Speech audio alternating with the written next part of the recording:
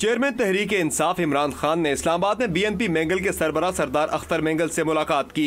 Akhtar mangle ने इमरान खान को जनवरी में चाइना पाकिस्तान इक्तिसादी राहदारी मंसूबे पर होने वाली कुल जमाती कॉन्फ्रेंस में शिरकत की दावत दी, जिसे इमरान खान ने कबूल कर लिया। इस मौका पर मीडिया से गुफ्तगू में इमरान खान का कहना था कि बलोचों को बंदूकों से नहीं, हुकूक के जरिए साथ रखने की जरूरत है। बलूचिस्तान में ऑपरेशन मसले का हल नहीं। चाइना पाकिस्तान इक्तिसादी राहदारी मंसूबे पर हुकूमत बलूचिस्तान और खैबर पख्तूनख्वा के तहफ्फुज़ात दूर करे। जब इस तरह की नाइंसाफी होगी तो आखिर में लोग फिर अलहदगी की तहरीकें चलेंगी।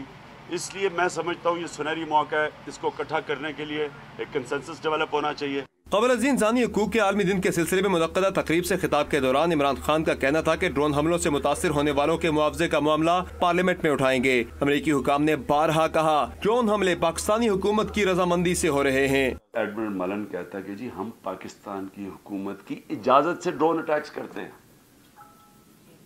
ओपन हेयरिंग में।